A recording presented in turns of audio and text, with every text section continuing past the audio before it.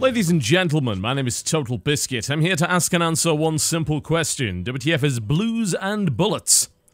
Well, this is an episodic narrative adventure game brought to you by A Crowd of Monsters, which is a developer responsible for, oddly enough, 2 titles in 3 days, which is a bit weird. That's got to be some sort of strange coincidence. Whatever the case, they released Blues and Bullets, and then 2 days later released Funk of Titans on Steam, which is a sort of comedy runner. Blues and Bullets, on the other hand, is, I suppose, a Telltale-style narrative adventure game. And outside of that, Crowd of Monsters has made, I believe, 1 mobile title, and that's about it. So it's a little bit of a strange and short portfolio, certainly. As usual, when I do videos on games like this that are episodic, narrative-focused, and generally fairly short per episode, that means that it's almost impossible to avoid spoilers. Now, that means that the footage in the background is going to potentially reveal plot points. That's pretty much inevitable. I did record the footage from the start of the game after the introductory sequence, so you're not going to really have too much of a problem, but if you really don't want to see anything that happens, then I would suggest you minimize the window. I've made sure that the game sound is fairly quiet, so you hopefully shouldn't have any problems. There's really no way to avoid it in a game like this, I'm afraid. Almost everything is story significant, so it's either that or a black screen, which would defeat the point of the exercise. So, it is a narratively focused adventure game. What does that mean? That means a lot of talking, a lot of walking. But it does have some elements that you won't necessarily find in similar games within this genre. I think this is a genre that you can safely say has been dominated over the past few years by Telltale, who you could argue really pioneered this particular style of game. They certainly were not the first to do it, and this genre came from old point-and-clicks. You know, you can trace its history back to that, and of course you can take a look at David Cage's work along the way with games like Indigo Prophecy / Fahrenheit, Heavy Rain, and more recently Beyond Two Souls. But Telltale has a formula, and they've stuck to that formula, and recently perhaps have even been criticized for doing so, but you can't argue that they're pretty good at that formula, and they've refined it over the course of a number of games, which have included critically acclaimed titles such as The Wolf Among Us, The Walking Dead, and more recently things like Tales from the Borderlands. However, they are no longer alone in this particular subgenre. They've been joined, of course, by Don't Nod, who have developed the highly successful and, again, critically acclaimed Life is Strange. And now along comes a new entry, Blues and Bullets, which is noir-themed. Now, that doesn't necessarily mean that it is a noir story in the strict sense of the word. In fact, this is actually alt history, as you will figure out. But it's got the noir look, using grayscale graphics with a little bit of red and a few lens flares. Actually, quite a lot of flares. You got a lot of lens flare and light flare and things on the screen. It almost reminds me of J.J. Abrams stuff. And some occult mixed in there for good measure. So you've got a mixture of a gangster thriller and detective game alongside some occult and a little bit of strange old history stuff, which does make for something of a compelling setting, to say the least. Now, I need to note that this is not a nice, friendly game. No. It is M-rated. It's not the first game in this subgenre to be M-rated. A great deal of titles have been, of course. Heavy Rain, The Walking Dead, and The Wolf Among Us are all examples of that. But this one in particular is, in some areas, really, really dark. No doubt about that. And particularly gory. Now, I'm not the sort of person that usually has any issues with that sort of thing. I'm not a fan of horror, but I can deal with gore, I can deal with extreme violence without too much of an issue. But I've got to admit, there were a couple of points in this game where I did react with a degree of shock to the level of violence and gore that's there. And I think it really acted as a strong piece of punctuation in the game, because it doesn't overuse it. So when it actually happens, you are taken aback, there's no doubt, and the pacing of the title, at least within the first episode, really helps to deliver that visceral shock to you. It's not a bloodfest. It's not a game which is chock full of violence. It has many calm moments, and they can actually result in you being unprepared for the nasty things that do happen. But what about the gameplay? We'll revisit the plot in a moment. What about the gameplay? What are you going to be doing? Well, As I said, very, very similar to the way that Telltale does it. In some ways, also similar to the way that David Cage does it. That means you're going to be walking around fairly restrictive environments with restrictive camera angles, almost like a point and click, which is, again, I suppose, where this genre evolved from.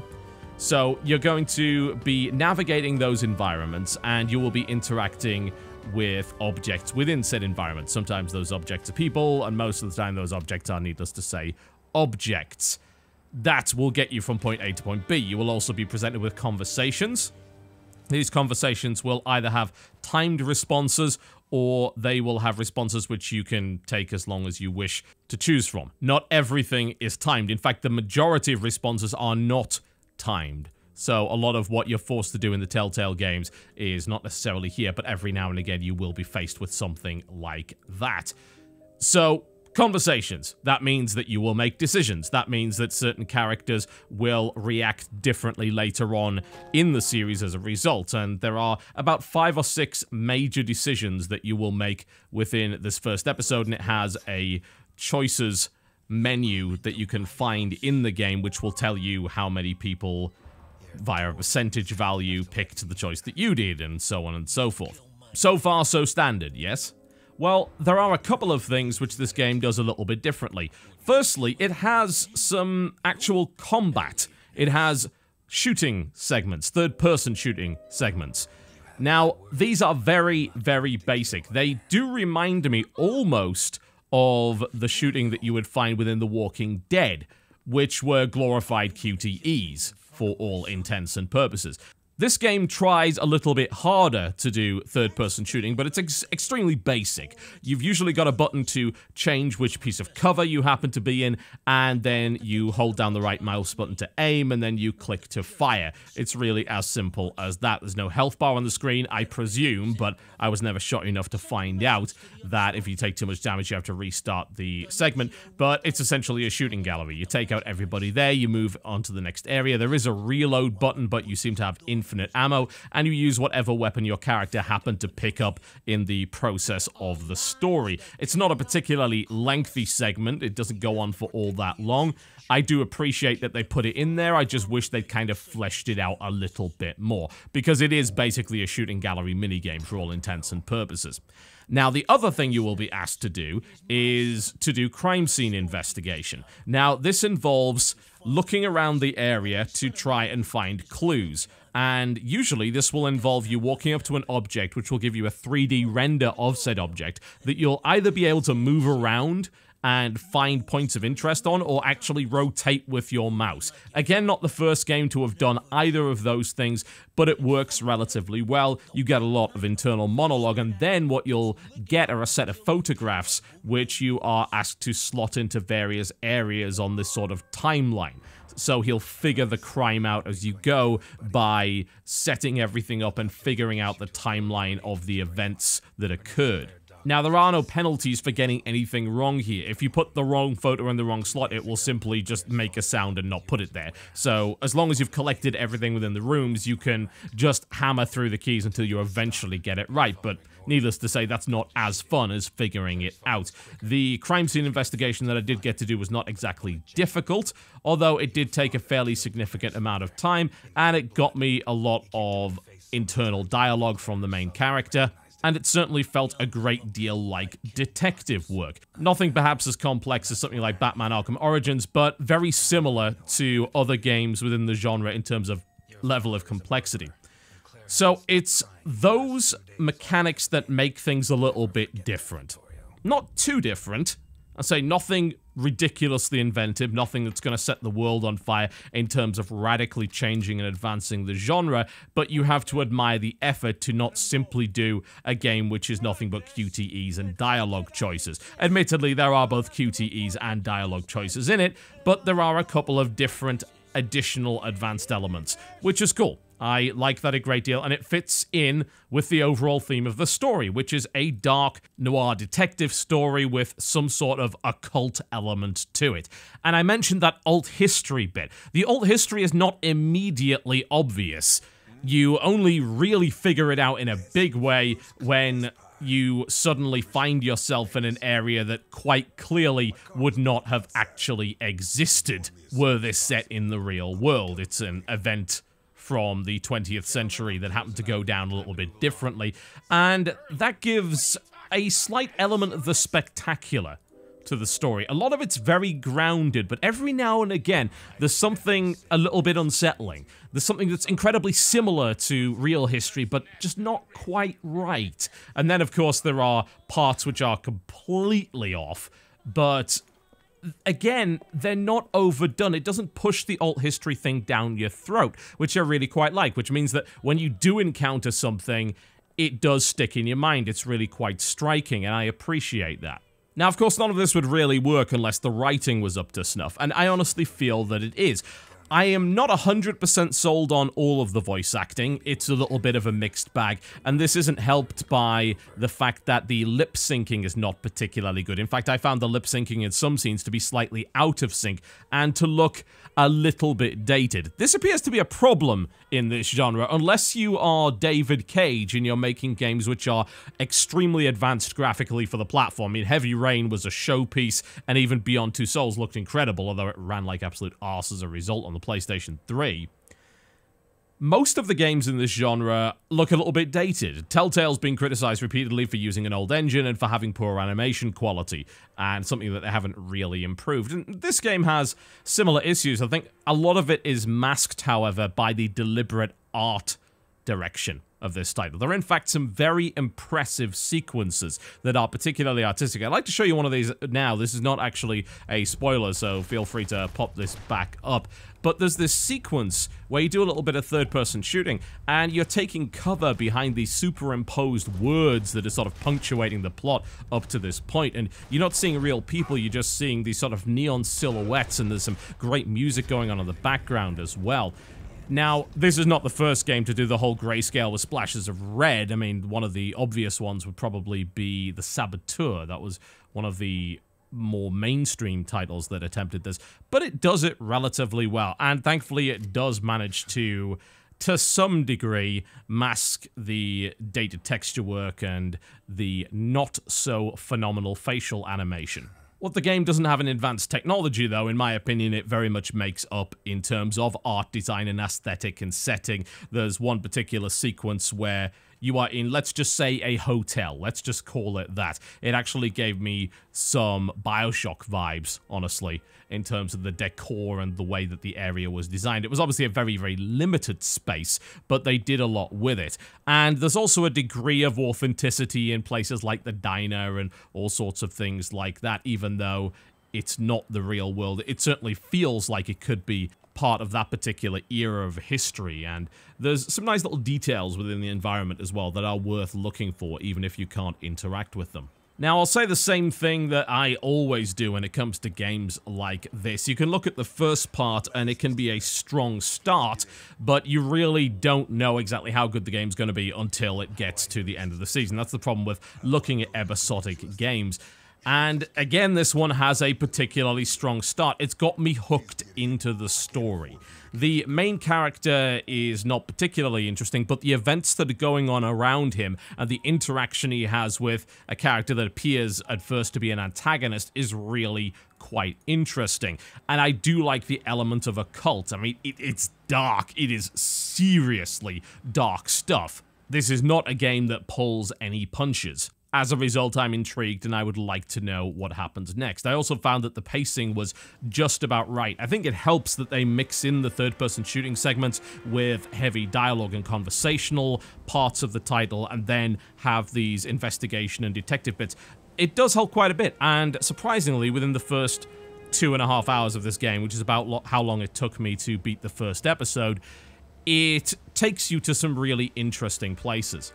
I didn't really feel like the game dragged on all that much, although I would like the game to prevent you from going into those unskippable monologue sequences surrounding objects multiple times. I have done that because the button prompt said one thing, and in fact space was the one that did it, and I instinctively hit space to make things go faster and end up triggering the same damn sequence again, and you can't skip through it at that point. In fact, this game is full of unskippable everything. Even the credits aren't skippable, which is a little bit bit cheeky, I've got to say, although it is certainly worth watching the first credit sequence because there is a big part after that that you don't actually want to miss, and there's a little bit of a teaser for the next episode as well after that.